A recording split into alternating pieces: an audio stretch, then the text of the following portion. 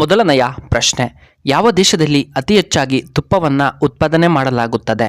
A Russia, B India, C Japan, D America.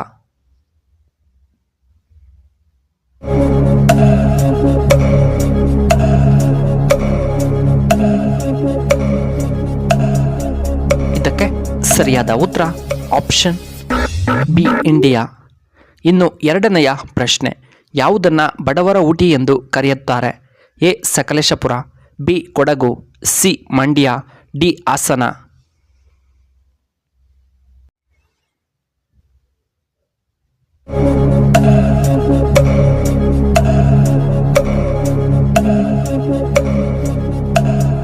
ಇದಕ್ಕೆ ಸರಿಯಾದ ಉತ್ತರ ಆಪ್ಷನ್ ಎ ಸಕಲೇಶಪುರ.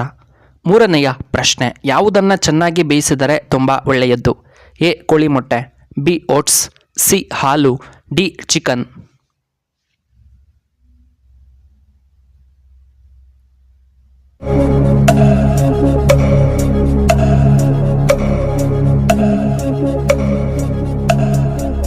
ಇದಕ್ಕೆ ಸರಿಯಾದ ಉತ್ತರ ಆಪ್ಷನ್ ಬಿ ಓಟ್ಸ್. ನಾಲ್ಕನೆಯ ಪ್ರಶ್ನೆ, ಕರ್ನಾಟಕದ ಚಿರಾಪುಂಜಿ ಎಂದು ಯಾವುದನ್ನು ಕರೆಯುತ್ತಾರೆ? A Agumbe, B Hassan, C Kodagu, D Kolar.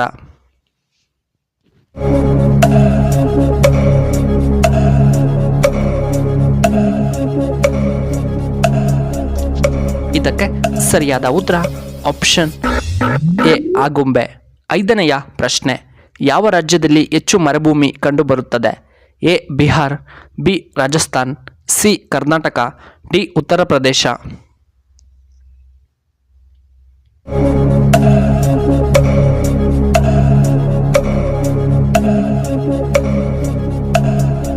ಇದಕ್ಕೆ ಸರಿಯಾದ ಉತ್ತರ ಆಪ್ಷನ್ ಬಿ ರಾಜಸ್ಥಾನದಲ್ಲಿ. ಆರನೆಯ ಪ್ರಶ್ನೆ, ಪ್ಯಾರಾಚೂಟ್ನಲ್ಲಿ ಯಾವ ಅನಿಲ ತುಂಬಿರುತ್ತದೆ? ಎ ಹೀಲಿಯಂ, ಬಿ ಸಾರಜನಕ, ಸಿ ಮೀಥೇನ್, ಡಿ ಹೈಡ್ರೋಜನ್.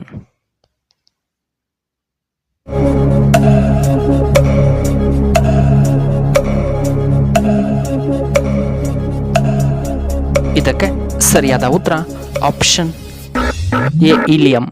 ಏಳನೆಯ ಪ್ರಶ್ನೆ, ಶ್ರೀ ರಾಮಾಯಣ ದರ್ಶನಂ ಅನ್ನು ಬರೆದವರು ಯಾರು? A Janna, B Kuvempu, C Pampa, D Ranna.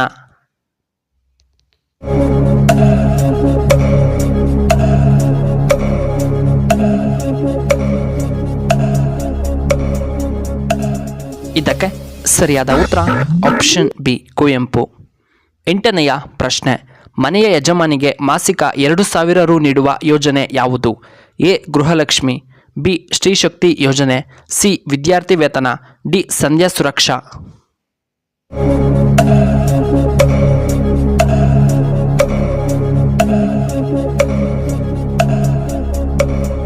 ಇದಕ್ಕೆ ಸರಿಯಾದ ಉತ್ತರ ಆಪ್ಷನ್ ಎ ಗೃಹಲಕ್ಷ್ಮಿ ಯೋಜನೆ. ಒಂಬತ್ತನೆಯ ಪ್ರಶ್ನೆ, ವಾಮನು ಯಾರ ತಲೆಯ ಮೇಲೆ ಪಾದ ಇಟ್ಟ? A Balichakravarti, B Arunasura, C Ravana, D Narakasura.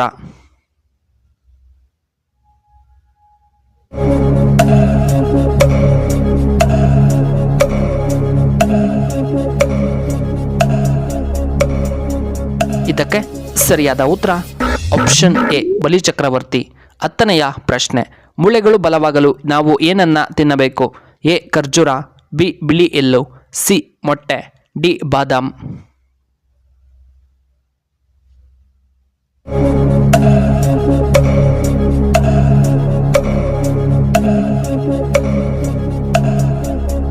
ಇದಕ್ಕೆ ಸರಿಯಾದ ಉತ್ತರ ಆಪ್ಷನ್ ಬಿ ಬಿಳಿ ಎಳ್ಳನ್ನು ತಿನ್ನಬೇಕು.